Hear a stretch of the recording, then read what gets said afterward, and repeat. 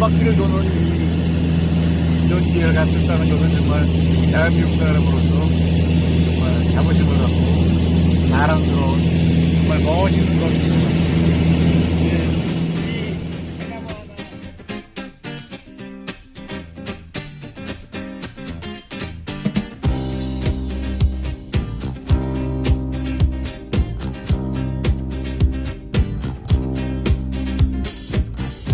하늘은 파랗게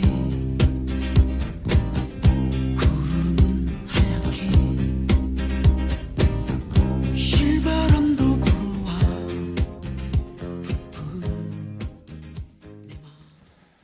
네, 글로벌 경영학과 학생 여러분, 그 테이크 1에 이어서 테이크 2를 이어가도록 하겠습니다. 오늘 그 타이틀은 조금 색달랐습니다. 우리 아주대학교의 건설 시스템 공학과의 한만엽 교수가 영상을 하나 제게 줬습니다. 본인이 얼마 전에 독도 상공을 본인 비행기로 다녀온 모습이었어요. 그래서 제가 한번 물어봤습니다.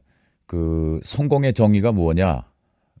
제가 여쭤봤더니 성공이란 내가 원하는 일을 하면서 그것을 달성을 하고 그리고 재미있게 사는 것이다. 이렇게 이야기를 해서 제가 이 수업에서 이야기하는 것과 실제로 우리 사회에서 가장 성공한 사람들이 생각하는 그런 성공과 행복이 매우 비슷하다는 것을 한번 확인을 했습니다. 공자가 늘 제가 여러분에게 인용을 많이 하잖아요. 아는 것보다 좋아하는 것보다 즐기는 자가 최고다. 그래서 즐기는 사람이 고수라는 그런 표현도 우리가 요즘 말로 할 수 있는데 지금 우리 한 교수 같은 경우는 정말 연구에 있어서도 많은 업적을 쌓고 또 그것을 마케팅 이론을 통해서 기업을 세우고 또 거기서 계속해서 수익을 발생시키는 모델을 만들어냈습니다. 그리고 배도 한 척을 샀죠, 한강에. 그래서 많은 사람들에게 또 가까운 사람들에게 즐거움을 제공을 합니다. 비행기는 한 1,500km는 날아갈 수 있다고 해서 오키나와까지 갈 수 있는 그 국제 먼 나라까지 갈 수 있는 해외용 비행기라고 이렇게 얘기를 하네요. 그래서 여러분들도 공부를 해서 공부를 바탕으로 해서 본인이 원하는 삶을 살 수 있기를 바랍니다. 또 그거보다 더 중요한 것은 재미있는 인생을 살 수 있도록 여러분 제가 최대한 도와드리도록 하겠습니다. 요즘 그 동영상 강좌가 많아서 어제도 사실 1시간만 자고 새벽까지 다른 과목에 편집을 하고 했는데 하여튼 최선을 다해서 또 여러분을 위해서 노력을 하겠습니다. 뭐 언제 기회가 되면은 우리 한만엽 교수를 한번 초청을 해서 특강을 한번 들어봤으면 하는 기대도 있습니다. 그 시간이 될지 모르겠네요. 계속해서 코리안 쿨 그 윤희홍이 쓴 책에 대해서 오늘도 조금 이어가고 그리고 지난번에 제가 예고 드린 대로 방시혁 빅히트 엔터테인먼트 대표의 서울대 졸업식에서의 연설을 한번 분석을 하겠습니다. 그 안에서 행복이라는 얘기를 여러 차례 했고요. 또 그보다 더 귀에 띄는 것은 정의를 해라. 는 말도 수차례 했습니다. 그래서 이거 어떻게 뭐 우리 수업을 지금 미리 알고 그렇게 교재로 주기 위해서 그런 연설을 했는가 하고 생각을 했을 정도입니다. 여러분 그 한 학기가 끝나면 뭘 배웠는지 기억이 나는 경우도 있고 또 잘 기억이 안 나는 경우도 있죠. 그리고 4학년이 지났을 때 그 어느 과목에서 무엇을 배웠는지를 기억하는 경우가 있고 또 기억을 못하는 경우도 있습니다. 또 졸업한 이후에 수십 년 뒤에도 그 과목에서 어떤 개념을 배운 것을 기억하는 경우도 있고 그렇지 않은 경우도 있습니다. 이 졸업사라는 거는 제 생각에는 아주 연사가 부담을 많이 갖고 포디움에 연단에 오르게 됩니다. 그래서 그 졸업사에 함축되어 있는 20분 안의 내용은 거의 한 과목의 한 학기 분량일 수 있지 않는가라고 생각할 때도 있습니다. 더 나아가서 대학교 4년간에 필요한 가장 중요한 핵심 포인트들을 요약하고 있는 것이 아닌가. 물론 그 사람의 관점에서겠죠. 아주 귀중한 정말 그 가장 중요한 내용들만 모아놓은 것이 졸업식 연설이다. 그래서 외국의 유명 대학의 졸업 연설은 그 조회수가 수백만 클릭까지 나오는 경우가 많습니다. 근데 방시혁의 이번 연설을 보면서 제가 다시 한번 놀랐습니다. 아, 역시 생각이 있는 사람이구나. 이 보통 사람은 아니구나. 뭔가 남다른 것이 있었구나라는 것을 제가 많이 느낄 수 있었습니다. 우리 학생들도 한번 오늘 방시혁의 연설문을 들으면서 엔터테인먼트 마케팅의 대가라고 할 수 있죠. 무엇을 우리가 방 대표를 통해서 배울 수 있는지 한번 생각해 보면 좋겠습니다. 뭐 그 전에 앞서서 오늘 어제 신문에서 보면 요즘 그 코로나 바이러스 때문에 난리가 아닌데 주말에 강남의 클럽에는 장사진을 이루고 있다. 그래서 이거는 제가 처음에 말씀드린 대로 그 논다는 거, 또 재미는 인간의 본능이다. 라는 이론을 역설적으로 그 있는 그대로 증명을 한다고 볼 수 있겠습니다. 공부하는 사회와 엔터테인먼트, 그 코리안 쿨에서 윤희용이 공부에 대해서 특별히 이야기를 좀 꺼냈습니다.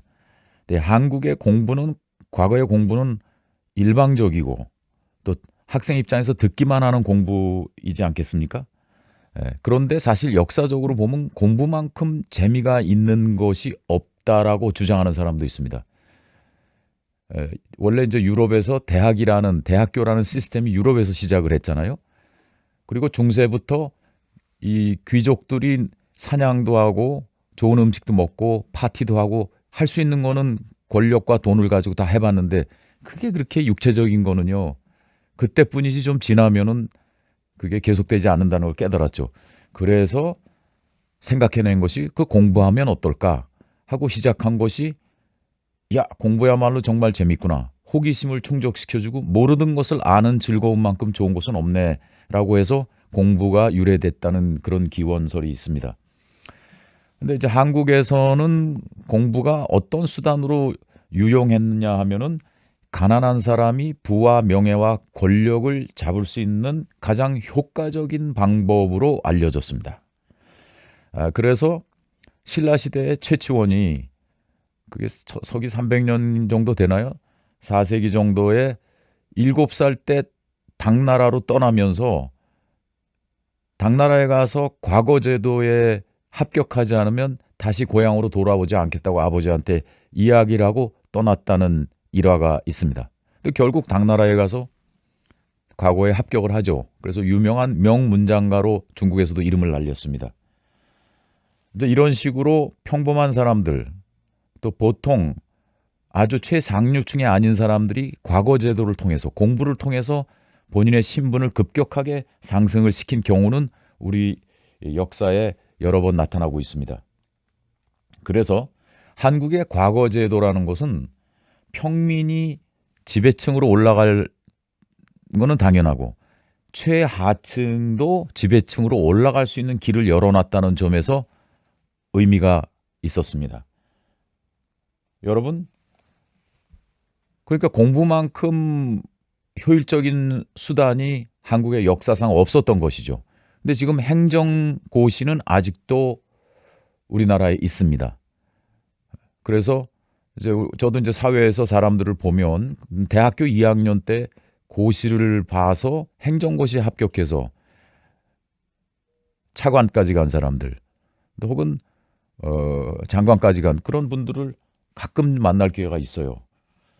그래서 여러분 이 공부를 통해서 한국이 이렇게 선진국 전 세계의 경제 강국이 된 것도 공부가 있었기 때문에 가능한 것입니다. 처음에 한국은 일본이라든지 미국이라든지 유럽의 기술을 베껴야 했지 않겠습니까? 뭐 처음부터 우리가 다 알아내고 개발한 것은 아니니까요. 그것을 카피하는데도 공부가 유용했던 것입니다. 그래서 한국의 기적적인 경제성장, 한강의 기적이 1970년, 80년대에 가능했던 것은 그때는 암기식 교육으로 그 목표가 달성이 가능했었습니다. 주로 카피 위주였으니까요.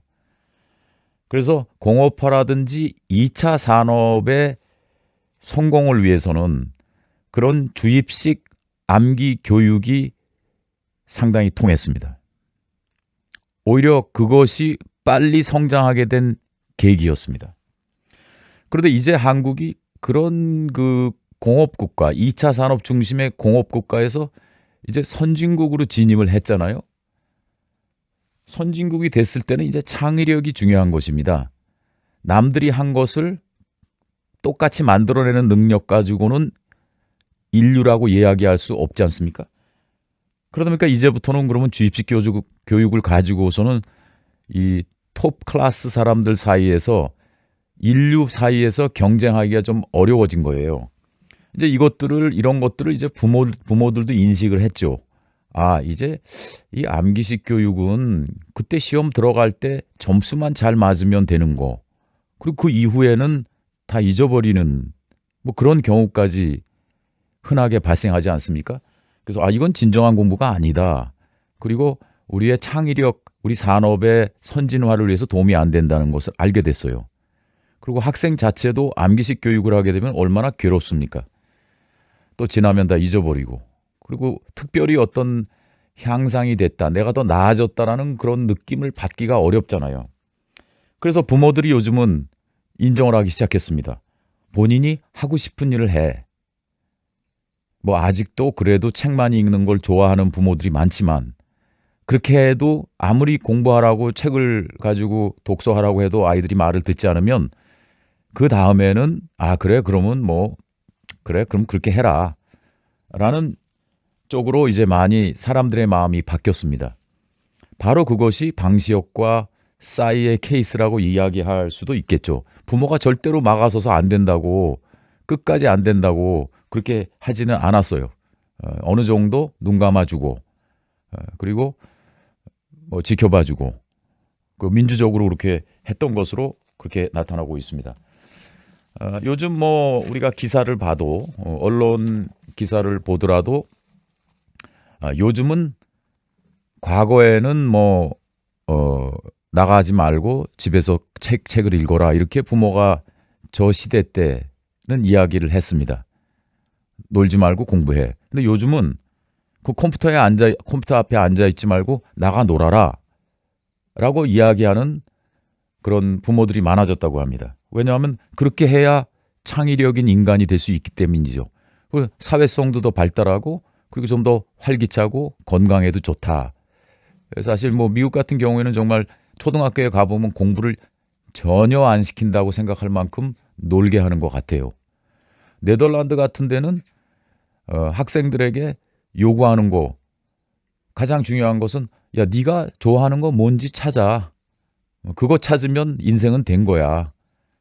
그냥 쉽게 놀게 하고 공부에 대한 압력을 그렇게 주지 않습니다. 그런데 놀랍게도 이 네덜란드 학생들 보면 보통 한 3개 국어 정도를 또 하는 것 같고요. 수업 시간에 이제 제 수업에도 네덜란드 학생들이 와서 발표를 시키면 아 정말 날카로운 그런 질문을 하게 되는 것을 저도 경험을 하게 됩니다.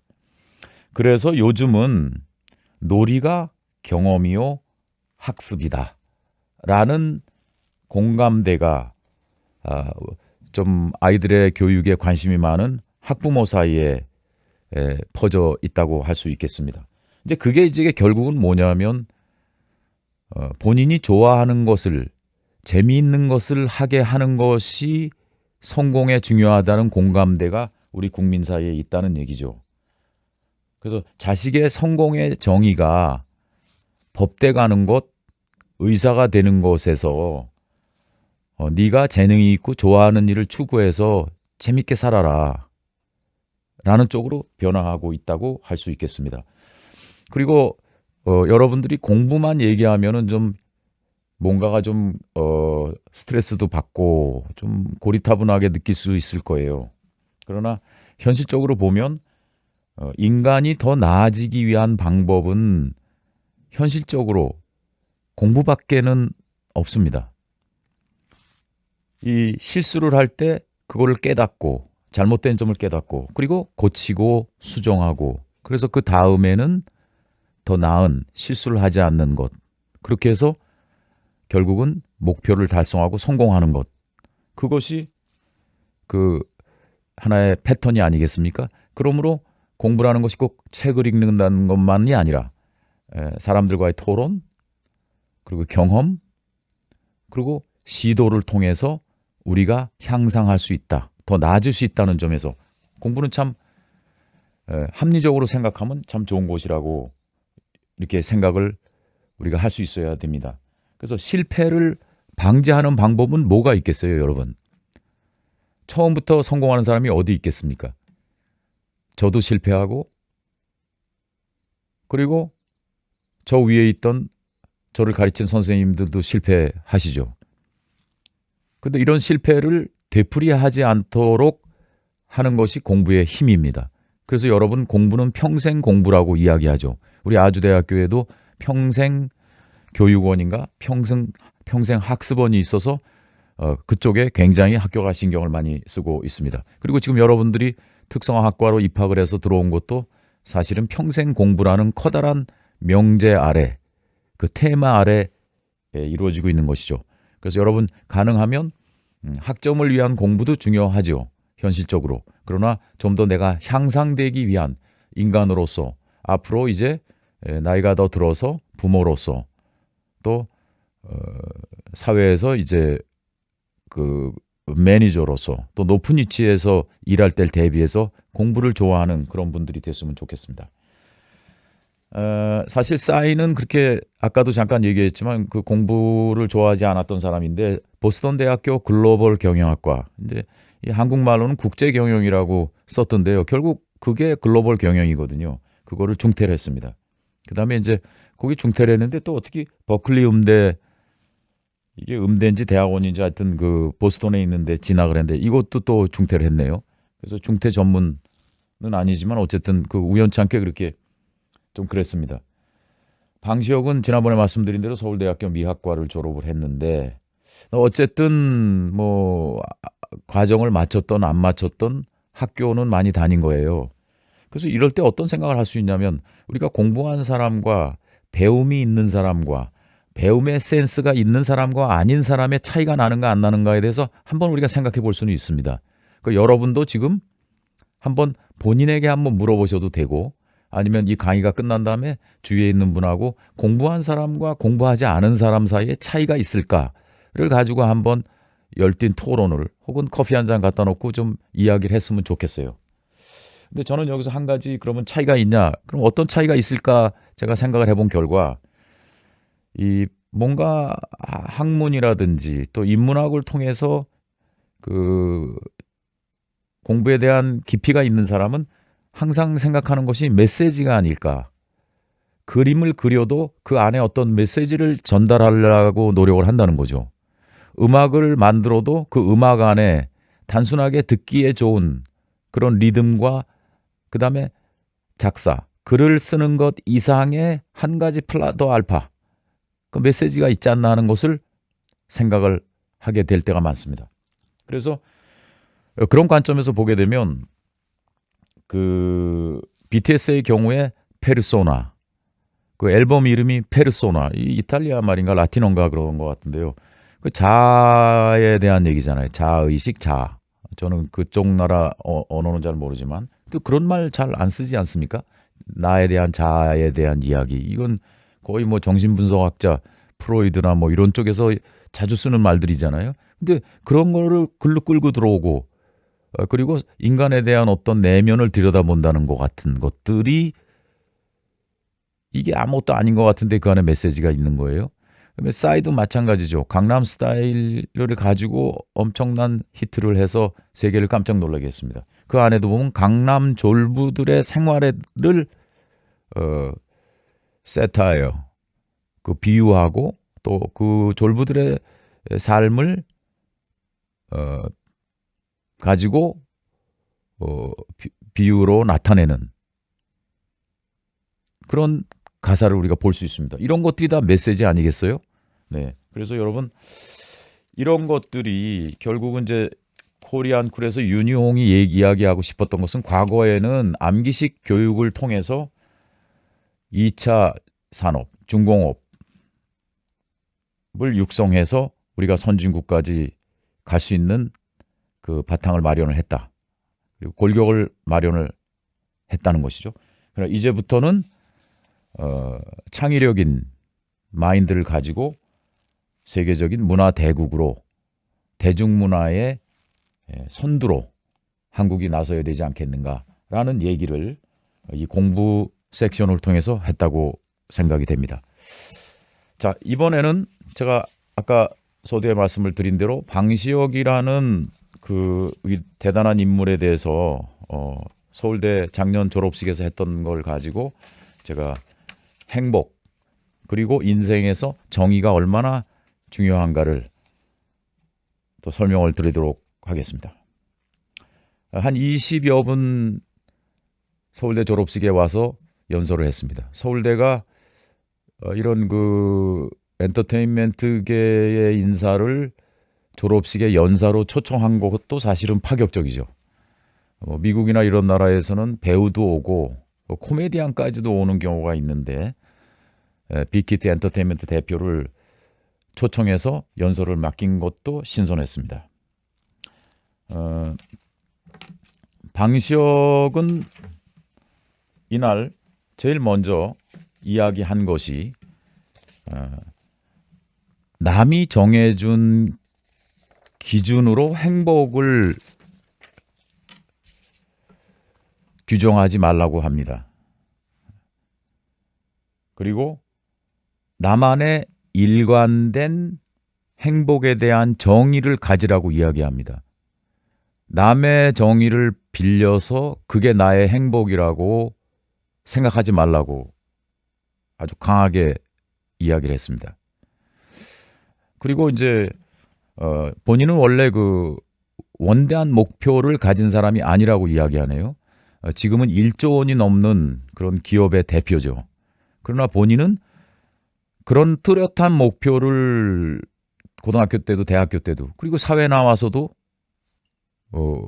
그렇게 가진 적이 없었답니다. 그 대신에 그때그때 내가 원하던 일을 치열하게 열심히 했다고 합니다. 그러면서 분노라는 단어를 쓰는데 그 분노는 어떤 분노냐? 물론 불합리에 대한 분노도 이야기했습니다. 또 한 가지의 분노는 최선을 다하지 않는 사람들을 볼 때도 분노를 갖게 됐다고 이렇게 이야기를 했습니다. 잠깐 그 세그멘트를 좀 볼까요? 태양탄생이라는 프로그램에서의 멘토로 저를 기억하시는 분들도 있을 텐데요. 참가자들이 최선을 다하지 않을 때 분노를 폭발시키던 제 모습을 기억하실 겁니다. 그게 사실 많이 비호감이었죠. 그때 이후에 그런 형태의 분노를 폭발시키는 게 좋은 결과를 가져올 수 없다는 것을 깨닫게 되고, 이제는 사실 그렇게 분노를 폭발시키는 일은 없지만 그 모습이 제가 불만 많은 사람이라는 게 어떤 뜻인지 설명하기가 좋을 것 같아서 잠깐 언급했습니다. 이런 저의 성정은 제 작업, 제가 만든 회사, 일에도 똑같이 발휘되었습니다. 최고가 아닌 차선을 선택하는 무사한 일에 분노했고, 더 완벽한 컨텐츠를 만들 수 있는데 여러 상황을 핑계로 적당한 선에서 끝내려는 관습과 관행에 화를 냈습니다. 네, 정말 프로다운 모습이 보이네요. 그래서 그 다음에 이제 또 행복에 대해서 아까 제가 서두에 이야기한 대로 무엇이 나를 행복하게 만드는지를 정확하게 인식하라고 졸업생들에게 부탁했습니다. 그리고 그것을 끊임없이 추구하라고 이야기했습니다. 무엇이 나를 행복하게 만드는지, 가장 중요한 것은 내가 정의한 나만의 행복이 무엇인가를 알라는 것이죠. 자신이 정의하지 않은 남이 만들어 놓은 행복을 추구하려고 정진하시지도 마십시오. 오히려 그 시간에 소소한 일상의 한순간 한순간에 최선을 다하기 위해서 노력하시길 바랍니다. 무엇이 진짜로 여러분을 행복하게 하는지 고민하십시오. 선택의 순간이 왔을 때 남이 정해준 여러 가지 기준들을 좇지 말고 일관된 본인의 기준에 따라서 답을 찾을 수 있도록 미리 준비하십시오. 본인이 행복한 상황을 정의하고 이를 방해하는 것들을 제거하고 끊임없이 이를 추구하는 과정에서 행복이 찾아올 겁니다. 그 방시혁이 먼저 정의부터 하라고 이야기를 또 합니다. 아까 말씀드린 대로 행복과 정의라는 단어가 이날 스피치, 연설의 핵심 주제였습니다. 또 마지막 끝날 때도 정의하라고 이야기를 해요. 여러분, 그래서 제가 인문학이라든지 또 정의에 대해서 너무 강조하더라도 좀 이해를 할 만한 구석이 여기서 또 나타난다고 저는 생각을 좀 했습니다. 또 행복에 대해서 제가 지난번에 행복의 2단계설을 이야기하면서 육체적인 행복과 이성적인 행복, 정신적인 행복 이렇게 구분을 했었는데 방시혁도 행복에는 두 가지가 있다. 감성적인 행복과 이성적인 행복이다. 라고 구체적인 예를 들어서 졸업식에서 설명을 합니다. 아리스토텔레스도 행복은 감성에 맡겨서는 결코 오래 갈 수 없다고 이야기했죠. 행복은 반드시 이성에 의존해야 되고 또 그것을 실천할 때만 오랫동안 가질 수 있다라고 설명을 했는데 지금 방시혁이 한 말도 비슷한 말로 우리가 해석할 수 있겠습니다. 직접 한번 들어보겠습니다. 두 가지가 있다고 생각합니다. 하루 종일 학업이나 업무에 시달리고 집에 왔을 때 따뜻한 샤워를 하고 뽀송뽀송한 이불 속에 들어갈 때 다들 너무 행복하시죠? 맛있는 음식을 먹을 때도 마찬가지입니다. 이렇게 감정적으로 행복한 것도 있지만 이성적으로 인식할 수 있는 행복한 상황도 있을 겁니다. 어떠한 상황에서 행복을 느끼려면 여러분 스스로가 어떨 때 행복한지 먼저 정의를 내리고 그러한 상황과 상태에 여러분을 놓을 수 있도록 부단히 노력하셔야 합니다. 저의 경우 두 번째 행복의 정의에 입각한다면 이렇게 말할 수 있을 것 같습니다. 우리 회사가 하는 일이 사회에 좋은 영향을 끼치고 특히 우리의 고객인 젊은 친구들이 자신만의 세계관을 형성하는 데 긍정적인 영향을 주는 것. 더 나아가서 산업적으로는 음악 산업의 패러다임을 변화시키고 음악 산업을 발전시켜 종사자들의 삶의 질을 개선하는 데 기여하는 것. 그리고 그 변화를 저와 우리 빅히트가 이뤄내는 게 저의 가장 큰 행복입니다. 그리고 이제 마지막으로 한 20여 분 동안의 연설을 마치면서 마무리를 또 합니다. 근데 여기서도 좋은 사람으로 라는 단어를 쓰죠. 나중에 이제 본인이 이제 인생을 마칠 때는 좋은 사람으로 기억되고 싶다. 그리고 아까도 좀 얘기했었지만 이성적인 행복이라는 것이 사회에 기여할 수 있다는 점, 또 젊은이들에게 선한 영향력을 미치고 싶다는 점, 그리고 문화 산업에 발전하고 싶다. 이런 결국 사회에 대한 기여, 공헌에 대한 이야기를 한 것도 참 그것도 좀 대단하다고 생각이 됩니다. 마케팅에서 늘 저희가 이야기하잖아요. 사회적 리스판스, 사회적 책임, 기업의 책임. 이게 그냥 구호가 아니고 소비자들은 그것을 굉장히 중시한다는 거. 아무것도 아닌 것 같지만 그것이 굉장히 중요한 요소라는 건데 방시혁은 마케팅 수업을 미학과에서 들었을 것 같지는 않은데 어쨌든 같은 얘기 마치 마케팅 전문가 또 잘 아는 사람처럼 이야기를 했습니다.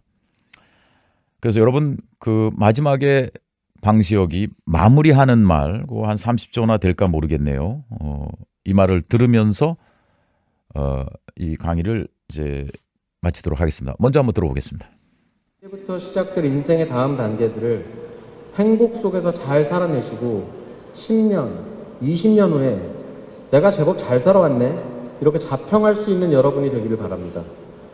개인적으로 저는 제 묘비에 불만 많던 방시혁 행복하게 살다 좋은 사람이라고 축복받으면서 눈 감음이라고 적혔으면 좋겠습니다. 상식이 통하고 음악 콘텐츠와 그 소비자가 정당한 평가를 받는 그날까지 저 또한 하루하루를 치열하게 살 겁니다.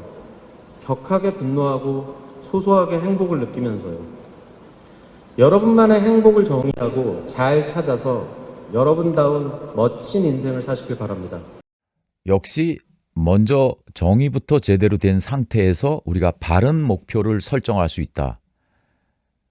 올바른 의미를 알고서 정확하게 알았을 때 그 위에 열정이 더해지고 노력이 더해지고 목표가 설정이 되고 해서 성공의 목표까지 갈 수 있다는 것을 방시혁의 연설을 통해서 알 수 있습니다. 자, 여러분, 제가 이제 녹화를 해보니까 원래 한 75분 녹화를 한다면 그 방송국에서는 한 5명의 스태프가 2주 동안 만듭니다. 그런데 이게 지금 여기는 저 혼자 다 찍고 편집하고 자막 넣고 75분을 하루에 혹은 이틀에 해야 되는 거라서 이거 너무 힘드네요. 어제 그래서 1시간밖에 자지 못했는데 앞으로는 아마 제 생각에 실시간 수업을 검토를 하겠습니다. 과제를 하지 않는 또 그런 장점도 있고 무엇보다도 75분 제작은 뭐 사실 한 3, 4일은 시간을 들여야 되는 거라서 우리 학생들하고 협의를 해서 실시간 수업도 인터넷을 통해서 검토하도록 하겠습니다. 여러분 그리고 또 한 가지 부탁하고 싶은 것은 좀 쉽진 않겠지만 휴대폰을 가지고 질문을 좀 해서 저한테 보내주세요. 그래서 서로 대화하는 비록 영상을 통해서라도 대화하는 그런 상호작용 교육이 됐으면 좋겠습니다. 수업이라는 것은 과거에 아까도 얘기했지만 일방적인 암기식 교육의 시대에서 이제는 서로 협력하고 참여하고 그리고 토론하는 쌍방향으로 가야 되지 않겠습니까? 그리고 무엇보다도 공부도 수업도 재미있어야 되지 않겠습니까? 그런 면에서 여러분들 인터뷰로 참여해서 점수도 받고 그리고 우리 수업도 뭔가 저 혼자 원맨쇼를 하는 수업이 안 됐으면 하는 기대가 있습니다. 다음 주 수업을 실시간 인터넷으로 할 것인지 아니면은 한 번 더 이렇게 제작을 해야 될 것인지는 제가 반 대표와 또 이야기를 해서 한번 조정을 하도록 하겠습니다. 여러분 한만혁 교수의 말리부라는 그 최상급의 프로펠러 비행기 모습 다시 한번 보면서 그리고 우리 독도의 모습을 보면서 이 강의 오늘은 마치겠습니다. 감사합니다. 한 바퀴를 도는 이런 기회를 갖췄다는 것은 정말 대한민국 사람으로서 정말 자부심을 갖고 자랑스러운 정말 멋있는 것